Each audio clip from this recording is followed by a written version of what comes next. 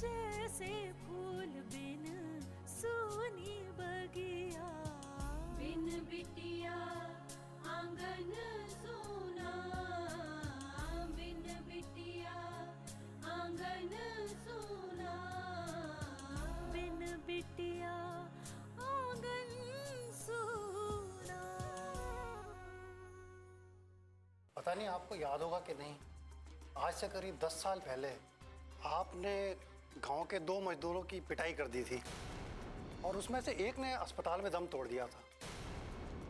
याद है, एक बार जब मैं तुम्हें लोरी गाकर सुना रही थी, तुमने मुझे रोक दिया, कहा कि वही लोरी गाकर सुनाओ जो मेरी माँ सुनाया करती थी। माँ, आपने अनुदी को हमेशा के लिए उन्हें क्यों सौंप दिया?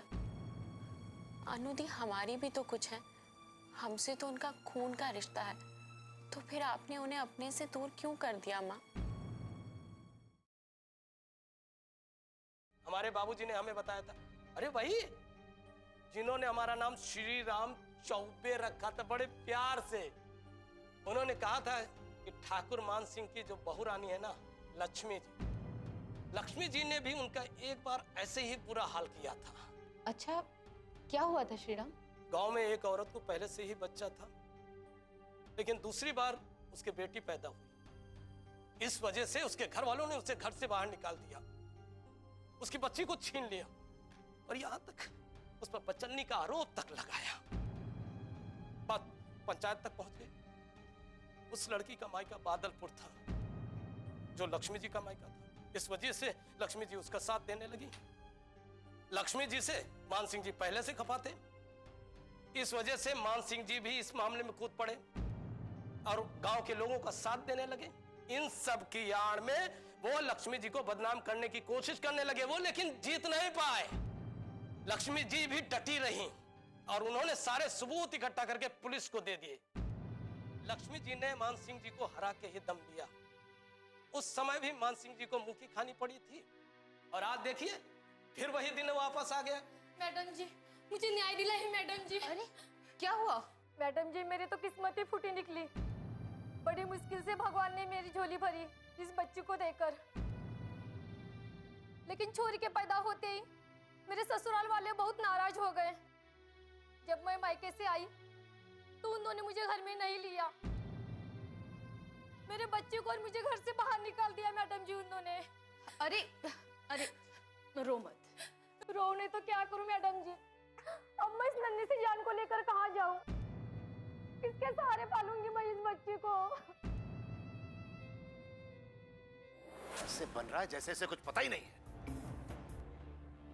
ये तुम्हारी पत्नी, ये लक्ष्मी एक बार फिर से एक लड़की को जन्म देने वाली है। एक बात ध्यान से सुन लो सब लोग, इस बार हमारी हवेली में या तो हमारे पोते की किलकारियां गूंजेंगी या फिर किसी की मौत का मातम मनाया जाएगा।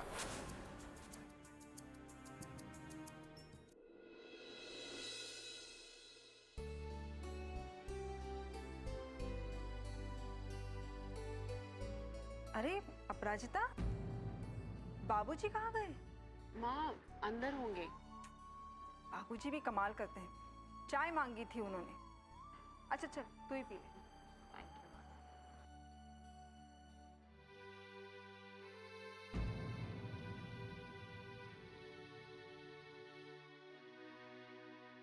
क्या बात है अपराजिता, तुझे अस्पताल नहीं जाना? नहीं माँ, मेरा बिल्कुल मन नहीं है हॉस्पिटल जाने का। क्यों बेटा, क्यों मन नहीं कर रहा है? देख अपराजिता, कोई परेशानी है तो मुझे। नहीं माँ, कोई परेशानी नहीं है, बस पता नहीं क्यों उदास उदास लग रहा है। उदास उदास कुछ नहीं है, अभी अस्पताल जाना ही नहीं चाहती। ऐसी बात नहीं है नानी माँ। ऐसा ही है अपराजिता, समाज सेवा का भूत चढ़ा था ना तुम्हारे सिर पर, उतर गया ना। जानती थी मैं, एक ना एक दिन तो ये होगा ही। ये सब कहने की बातें हैं कि ये मेरा गांव है, मैं गांव में रह के गांव वालों की सेवा करना चाहती हूँ। यहाँ के लोगों को इलाज की जरूरत है। थोड़े दिन में असलियत सामने आ ही जाती है। माँ, आपको पता है मेरा क्या मन कर रहा है? क्या?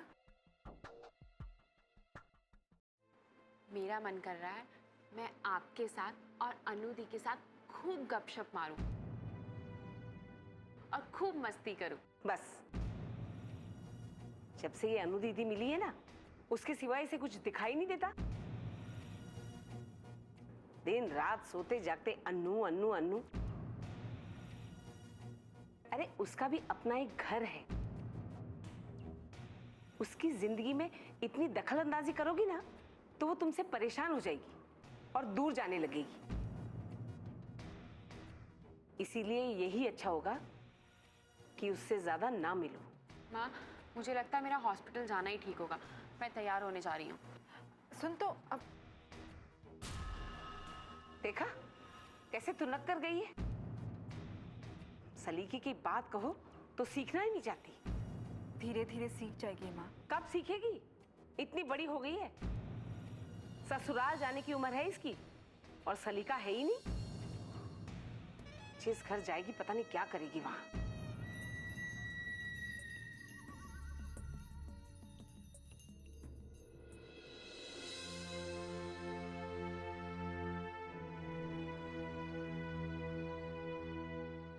बिन बिटिया आंगन सोना।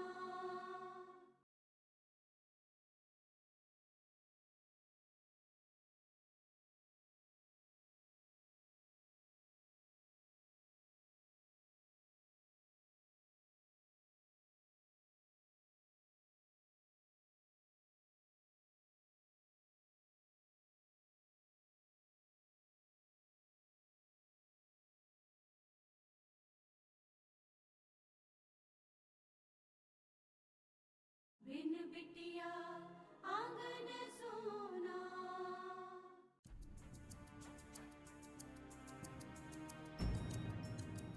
कहा हुआ मैडम जी? कहा सोचने लग गई आप? यही श्री राम कि वक्त नहीं बदला। ये सब मैंने भी झेला है अपने बचपन में। उस वक्त भी लड़कियों का पैदा होना गुनाह समझा जाता था, और आज भी इसी सोच के लोग इस समाज में मौजूद हैं। इस बच्चे को देखो श्री राम। इस मासूम बच्ची का क्या कसूर है? किस बात की सजा मिल रही है इसे? पता नहीं लोग ये कब समझेंगे कि लड़कियां भी उसी प्यार, उसी सम्मान की हकदार हैं जो लड़कों को दिया जाता है। आप सही कह रहे हैं मैडम जी। हम उनकी सोच भला कैसे बदल सकते हैं जब वो खुद नहीं बदलना चाहते, जिसे किसी की भावनाओं की कोई कद्र नहीं। मेरा मन करता है मैडम जी वो आदमी को इतना मारे कि 7 जन्म में ऐसी गलती वो न दोहरावे। तुम बिल्कुल ठीक कह रहे हो श्री राम। उस आदमी के साथ ऐसा ही होना चाहिए। जाओ जाओ, जल्दी जाओ और उसे इसी वक्त थाने में लेकर आओ। जी मैडम जी। अच्छा, तो तू यहाँ आकर मेरा शिकायत कर रही है? कौन हो तुम? बड़ा, मेरा नाम किशन लाल यादव है। मैं इसका ससुर। अच्छा, तो तुम ही वो वहशी हो जिसने एक लड़की के पैदा होने पर अपनी बहू को घर से बाहर निकाल दिया। मैडम, ये औरत है ही इसी लायक। अरे शादी के इतने साल बाद एक बच्चा पैदा है, और वो भी छोरी। इससे तो बढ़िया ये बांझ ही अच्छी थी। किशन लाल! अरे मैडम, जो औरत अपने खानदान को वारिस नहीं दे सकी, एक चिराग नहीं पैदा कर सकी, वो औरत के नाम पे कलंक है, कलंक। बकवास बंद करो किशन लाल, अपनी हद में रहकर बात करो। तुम एक औरत को इतनी बड़ी गाली कैसे दे सकते हो? सही तो कह रहे हैं मैडम। हमने इस पर दया किया है, दया, जो इसको सिर्फ घर से निकाला है। देख लीजिए कितने ऊंचे खानदान की है ये। खानदान का नाम रोशन कर रही है, थाना पुलिस सब कर रही है। इसे तो ना हमारी इज्जत की परवाह है, ना इस खानदान की इज्जत की परवाह है। आज इसकी वजह से पूरे गांव में ही नहीं, सारी बिरादरी में हमारी नाक कट जाएगी। 4 साल के बाद कितनी मन्नतों से तुम मां बनी और फिर से एक लड़की को जन्म दोगी। अरे इसको तो शर्म आना चाहिए, शर्म। चुल्लू भर पानी में डूब मरना चाहिए। अच्छा, तेरी इतनी हिम्मत जिस औरत की तुझे पूजा करनी चाहिए तो उसी औरत को धिक्कार रहा है, हाँ? उसे धिक्कार रहा है। इस पर उंगली उठाने से पहले तूने सोचा कैसे, हाँ? ये कैसे भूल गया कि तूने भी एक औरत की कोख से जन्म लिया है, हाँ? औरत की इज्जत नहीं उठता, उसका यही हाशिर होना चाहिए, हाँ?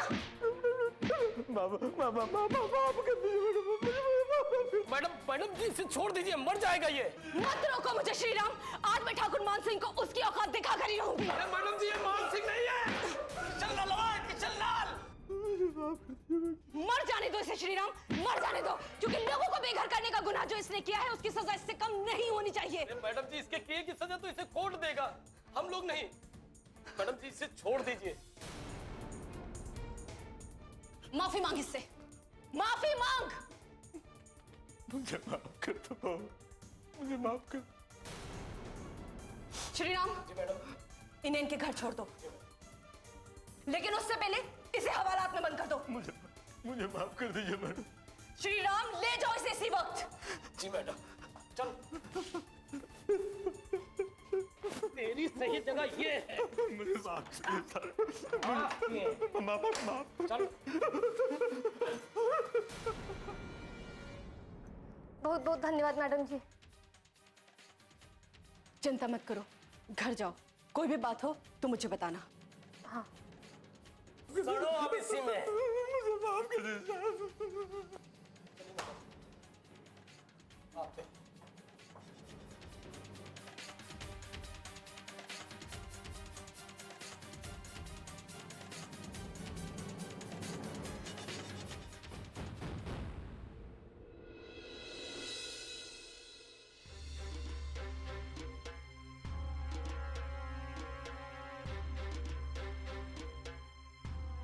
क्या हुआ?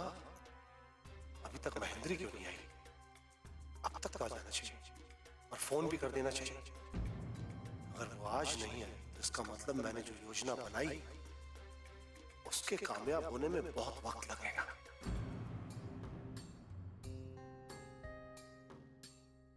और अगर जैसा मैंने सोचा है वैसे ही महेंद्री आकर खुद उन्हें फोन करके बुलाती है तो इसका मतलब मुझे मेरी मंजिल तक पहुंचने से कोई नहीं रोक सकता। लेकिन ये महेंद्री कहां अटक गई? आई क्यों नहीं अभी तक? कर क्या रही है महेंद्री? ओहो, घर कितना बिखरा हुआ है। पता नहीं फूलवती कहाँ रहती है। ठीक तो करना चाहिए ना।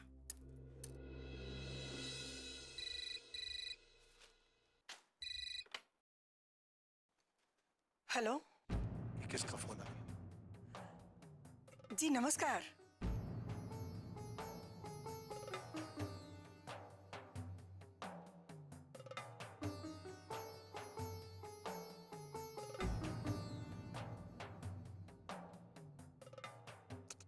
कितनी बातें करती है?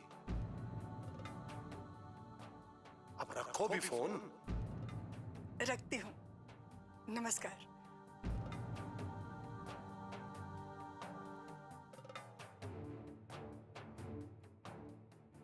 अगर ये बिना फोन किए चली गई तो मेरी सारी योजना धरी की धरी रह जाएगी।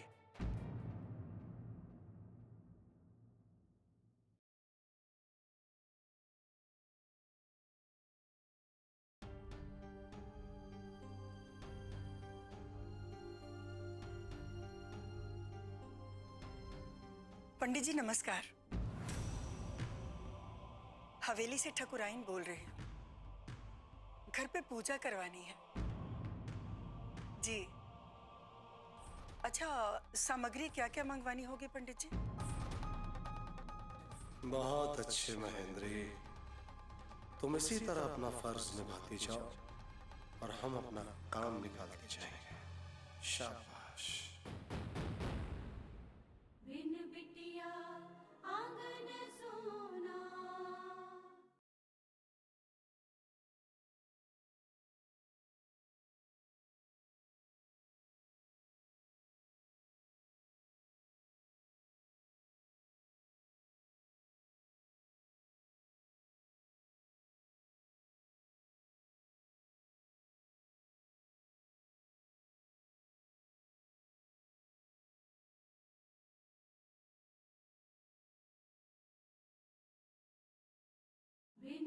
बिटिया आंगन सोना।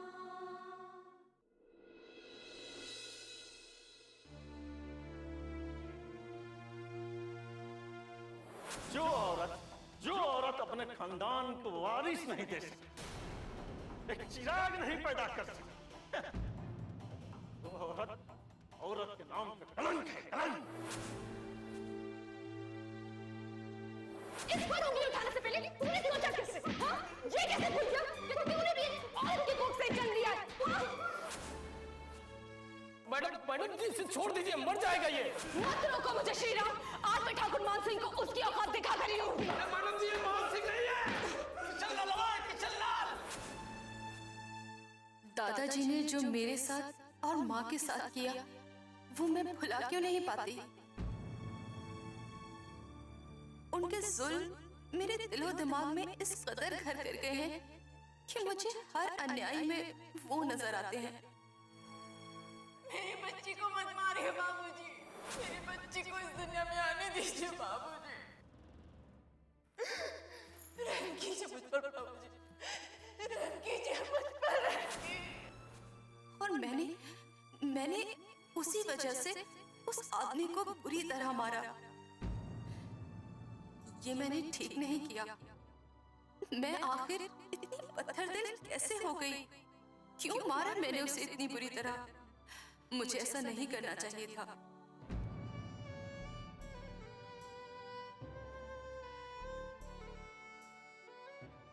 अनु बेटा। जी माँ। चलो खाना खा लो। माँ अभी थोड़ी देर में आती हूँ। किसी बात से परेशान हो? नहीं माँ, ऐसी कोई बात नहीं है। अच्छा ठीक है, नहीं बताना चाहती हो तो कोई बात नहीं। माँ दरअसल वो बात नहीं है। आज थाने में एक केस आया था, बस उसी को लेके मैं बहुत परेशान हूँ। क्यों परेशान हो रही हो केस को लेकर? अगर किसी ने गलत काम किया है तो उसे सजा दो। बात सजा देने की नहीं है माँ, बात यह है कि लोग सजा मिलने के बाद भी सुधरते नहीं हैं, वही गलती बार बार दोहराते हैं। तो बेटा इसका मतलब तो यही हुआ ना कि ये लोग बहुत ही जिद्दी और नासमझ इंसान हैं। बिल्कुल सही कहा माँ आपने। जब मैं छोटी थी तब भी लोग बेटियों को जन्म लेने नहीं देना चाहते थे, और आज इतने सालों बाद भी कुछ नहीं बदला, सब वैसा का वैसे ही है। ये तो बहुत बड़ी समस्या है बेटा। लोग इस बात को समझ ही नहीं रहे हैं कि समाज, ये संसार स्त्री पुरुष दोनों से मिलकर बना है। पता नहीं माँ, लोग कब इस बात को समझेंगे, कब अपनी अजन्मी बच्चियों को मारना छोड़ेंगे, कब इन मासूमों पर जुल्म करना छोड़ेंगे। अनु बेटा, ये लोग बहुत अभागे हैं। ये नहीं जानते कि भगवान ने इन्हें कितना बड़ा वरदान दिया है। जिनके संतान नहीं, उनसे इसका दर्द पूछना चाहिए। माँ, भगवान जिन्हें संतान का सुख देता है उन्हें इसकी कदर ही नहीं होती।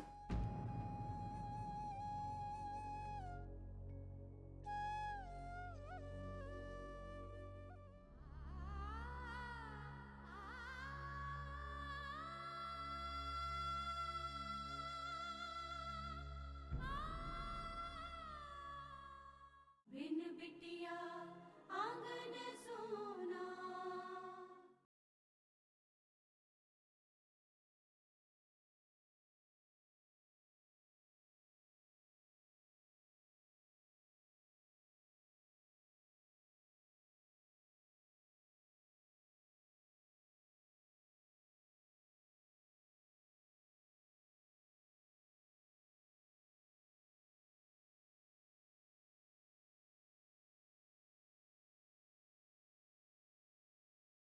बिन बिटिया आंगन सोना। 8:30 बज गए ठकुराइन जी, खाना लगा दूं? नहीं फूलवती, अभी थोड़ी देर रुक जा। राम राम ठकुराइन जी। राम राम, कैसे हैं आप? आइए बैठिए। अरे ठकुराइन, वो बांध वाली जमीन के। राम राम ठाकुर साहब। राम राम पंडित जी। अचानक कैसे आना हुआ आपका? ठकुराइन जी ने बुलाया था हमें यहाँ पे। ठकुराइन, ऐसी क्या बात हो गई जो पंडित जी को रात में बुलाना पड़ा? क्या बात है माँ? सब ठीक है ना? कुछ भी तो ठीक नहीं है नारायण। आए दिन घर में कोई ना कोई बुरी घटना घटती रहती है।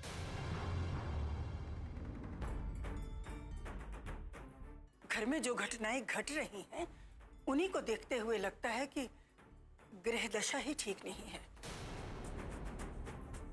इसीलिए मैंने पंडित जी को बुलाया है, ताकि वो ठाकुर साहब की कुंडली देखकर ये बता सके कि हम क्या उपाय करें गृह शांति के लिए।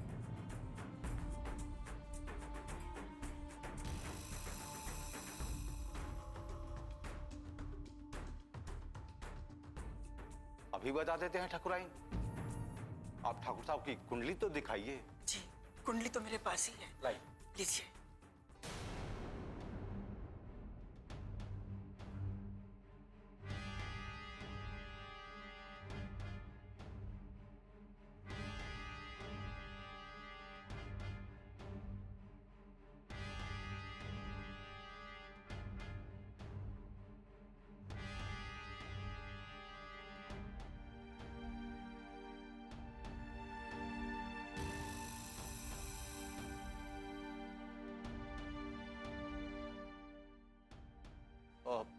क्या हुआ पंडित जी? आप कुछ बता क्यों नहीं रहे? क्या बताएं छोटे ठाकुर, बड़ा विचित्र योग देखने को मिल रहा है। समझ में नहीं आ रहा है क्या कहूं मैं।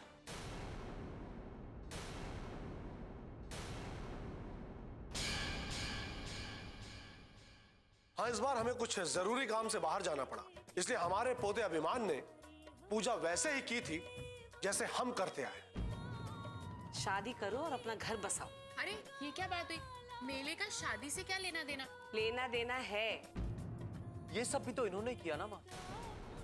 हम कहते रहे कि ये गुनाह है, लेकिन इन्होंने एक बार भी हमारी बात नहीं सुनी। मेरा आशीर्वाद है कि तुम इसी तरह निष्ठा और ईमानदारी के साथ अपना कर्तव्य निभाती रहो और शराफत के नकाब के पीछे छुपे रावणों को दहन करती रहो, ताकि इस देश के लोगों के मन में फिर से राम राज्य की स्थापना की इच्छा जाग सके।